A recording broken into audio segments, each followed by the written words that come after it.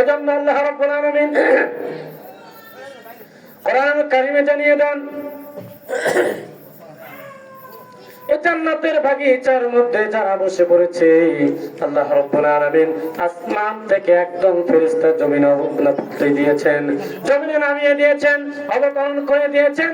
আসমান থেকে একদম ফেরেশতা এই জান্নাতের চতুর্দিকে ঘিরে আছে, এই জান্নাতের বাগিচার চতুর্দিকে বেষ্টন করে আছে। এই বাগিচার মধ্যে, এই জান্নাতের বাগিচার মধ্যে যারা বসে রয়েছে, প্রত্যেকটা মানুষগুলোকে অডিও ভিডিও করে আল্লাহর দরবারে পৌঁছে দিবেন। কথা ঠিক না ঠিক? আল্লাহ পারে কি পারে না?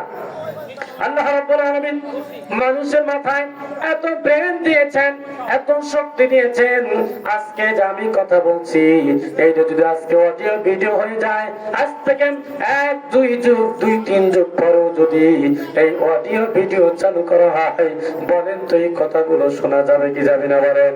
আল্লাহ রাব্বুল আলামিন যদি মানুষের মাথায় এত ব্রেন দিয়ে থাকেন, এত ক্ষমতা দিয়ে থাকেন, এত শক্তি দিয়ে থাকেন, তাহলে বলেন তো কেন আল্লাহ রাব্বুল আলামিন পারবে না আপনার জীবনের সবগুলোকে পর্যবেক্ষণ করতে?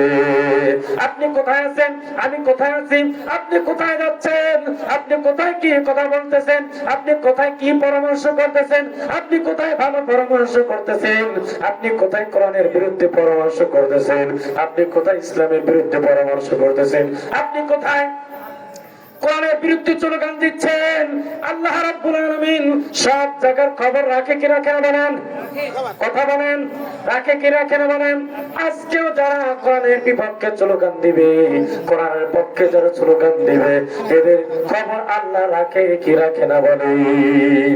তবে যারা কোরআনের বিপক্ষে স্লোগান দিয়েছে, এরা কোনদিন লাভবান হতে পারে নাই, পারবে না। যারা কোরআনের পক্ষে রয়েছেন, কোরআনের পক্ষে যারা স্লোগান দিবে, আল্লাহ রাব্বুল আলামিন এদেরকে বিজয় দান করেন। বলুন সুবহানাল্লাহ। কাদের বিজয় দান করবেন? যারা কোরআনের পক্ষে থাকবেন, যারা দ্বীনের পক্ষে থাকবে, এদেরকে আল্লাহ রাব্বুল আলামিন বিজয় দান করবেন। আল্লাহ রাব্বুল আলামিন এই মানুষগুলোর দায়িত্ব নিয়েছেন। আল্লাহ রাব্বুল আলামিন কোরআন নাযিল করে জানিয়ে দিয়েছেন, এই কোরআনের দায়িত্ব আমি আল্লাহ রাব্বুল আলামিন নিয়ে নিয়েছি। বরং এই কোরআনের পক্ষে রয়েছে, কোরআনের পক্ষে যারা থাকবে, এই মানুষগুলোর দায়িত্ব আমার আল্লাহ রাব্বুল আলামিন নিয়ে নিয়েছেন। কথা ঠিক না ঠিক? আপনি খেয়াল করে দেখেন, বাংলাদেশ সহ তাম পৃথিবীর মধ্যে যারা দ্বীনের পক্ষে কাজ করেছে, যারা কোরআনের পক্ষে কাজ করেছে, এদের বিরুদ্ধে এক শ্রেণীর মানুষ আছে না নাই? আছে না নাই? ছিল কি ছিল না বলেন?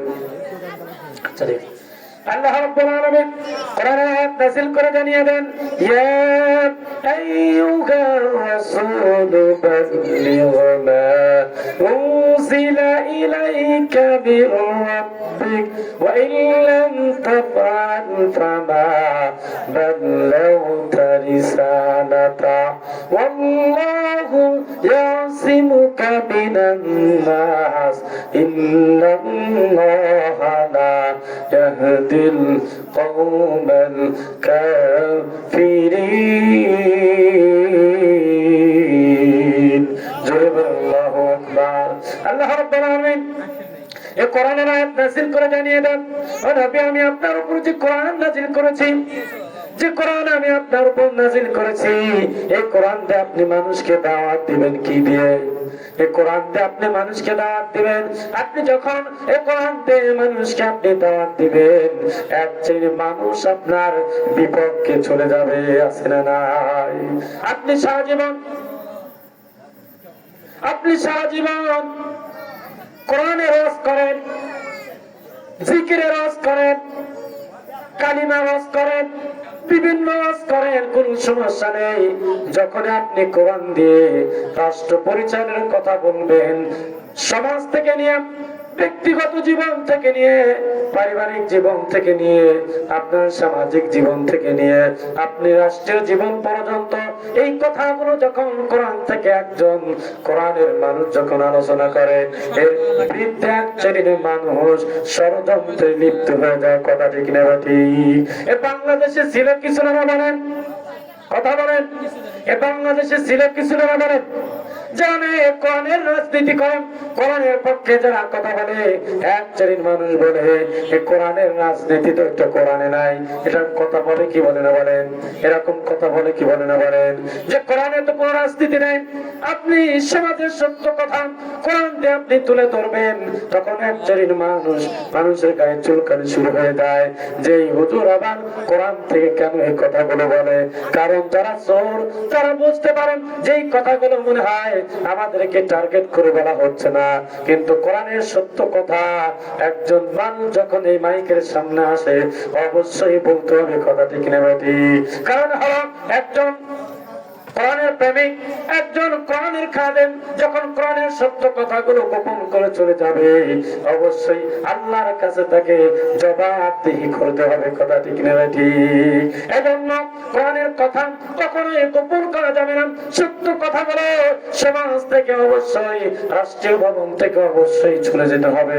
শুধু কোরআন আমরা মনে করি মসজিদে থাকবে, আমরা মনে করি কোরআন শুধু মাদ্রাসায় থাকবে। কোরআন আর একটা জায়গায় রাখার দরকার আছে না নাই? সেটা হলো পার্লামেন্টে কোরআন রাখার দরকার আছে না নাই? কারণ হলো এই কোরআন দিয়ে পার্লামেন্ট পরিচালিত হবে, এই কোরআন দিয়ে সংসদ পরিচালিত হবে, এই কোরআন দিয়ে নামাজের বিল পাস হবে সংসদ থেকে, এই কোরআন দিয়ে সুদের বিরুদ্ধে বিল পাস হবে, এই কোরআন দিয়ে ঘুষের বিরুদ্ধে বিল পাস হবে। আপনি এই কোরআন সংসদে পাঠানোর দরকার আছে না নাই? কারাই কোরআনের পক্ষে আছেন দুহাত উঁচু করে একবার দেখান লিল্লাহে তাকবীর। আল কোরআনের আলো, আল হাদিসের আলো, সংসদে আলো, নারায়ে তাকবীর। আমরা আজ আছি তো ইনশাআল্লাহ অবশ্যই থাকবো।